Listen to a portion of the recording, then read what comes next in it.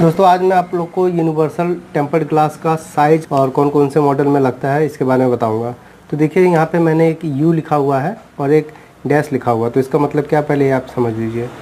बहुत सारे मॉडल में इस तरह का U शेप में कैमरा रहता है, तो जिस कैमरा में U शेप का होगा उस समय मैंने उसके आगे U लिखा है, और बहुत सारा मॉडल जो है उसमें इस तरह का होता है। तो जो स्ट्रेट वाला टेम्पर्ड ग्लास है उसके लिए मैंने इस तरह से निशान लगाया है सीधा, और जो यू कैमरा वाला है इस तरह का, उस पर मैंने यू का निशान लगाया है। तो आपको ये दो तरह का टेम्पर्ड ग्लास अपने दुकान में रखना है। सबसे ज़्यादा कन्फ्यूजन क्या रहता है, इसमें जो नाम दिया रहता है ये बहुत सारा नाम जो है वो गलत रहता है। मान के चलिए आप एक बार गए और Oppo F11 का टेम्पर्ड ग्लास मांग के लाए, आपको ये साइज़ मिल गया। दोस्तों अगर आप गूगल का साइज़ मिला के टेम्पर्ड ग्लास लगाते हैं तो आपको बहुत ज़्यादा प्रॉब्लम होगा, क्योंकि गूगल में देखिए आप सर्च मारिए, अगर आप Oppo F11 सर्च करेंगे तो इसका साइज़ आएगा 6.5, अगर आप Oppo A9 का सर्च करेंगे तो इसका आएगा 6.5, और Realme X2 का आएगा 6.5। इसके अलावा इसमें जो दिया हुआ है जैसे 9 पावर को जब आप चेक करेंगे तो गूगल पे आपको दिखाएगा 6.53। यहाँ पे 90 दिया हुआ है, इसको भी आप ये भी 6.53। Note 8 Pro ये भी 6.53, Y19 ये भी 6.53।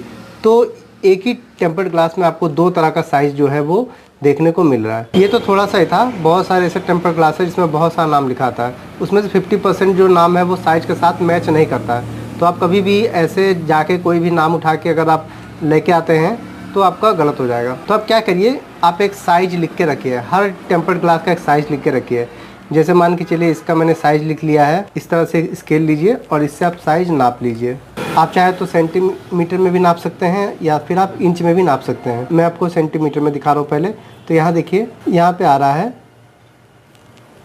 15.5, इस तरह से मैंने लिख लिया है ऊपर 15.5, और यहाँ पे U का निशान भी दे दिया, मतलब ये U वाला कैमरा का है।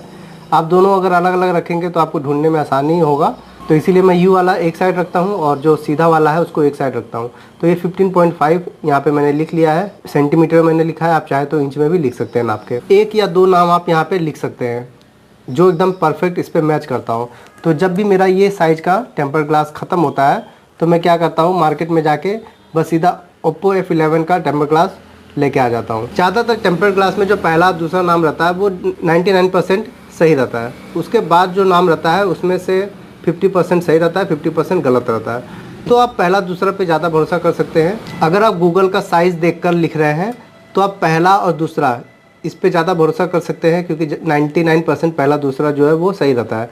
इसके बाद वाले में भी कुछ सही रहता है, लेकिन 50% गलत भी रहता है। लेकिन अगर आप इस नाम से मार्केट से लेके आएंगे तो आपका मैच नहीं करेगा, क्योंकि मैंने आपको बता दिया कि नाम में और साइज़ में फ़र्क रहता है। तो जब भी मेरा ये टेम्पर्ड ग्लास ख़त्म होता है तो मुझे 3 नाम इसका मैंने याद कर लिया है, Oppo F11, Oppo A9 और Realme X2 Pro। तो जब भी मेरा ये साइज़ का टेम्पर्ड ग्लास ख़त्म होगा तो मैं मार्केट से जाता हूँ, ये तीनों नाम में से कोई भी नाम का मिल जाता है तो मैं उसको ले आता हूँ। तो 2 से 3 नाम आप हर साइज़ का याद कर लीजिए जो परफेक्ट हो, और हर बार जब भी वो साइज़ का ख़त्म हो तो मार्केट से जाइए और उसी नाम का मांग के आप ले आइए। गूगल पे आप साइज़ देखेंगे और मार्केट से जाके नाम देख के लेके आएंगे तो आपका जो है वो अलग अलग हो जाएगा और आप परेशान रहेंगे। तो खुद से स्केल से नाप के अपना साइज़ बनाइए और उसके सामने 2-3 नाम जो परफेक्ट है वही लिख लीजिए, ताकि हर बार आप मार्केट में जाए तो वही 2-3 नाम आप मार्केट में बोल के और उसका टेम्पर्ड ग्लास लेके आ जाइए, तब आपका साइज़ और ये दोनों मैच करेगा। वीडियो कैसा लगा कमेंट करके जरूर बताइए। मिलते हैं अगले वीडियो में।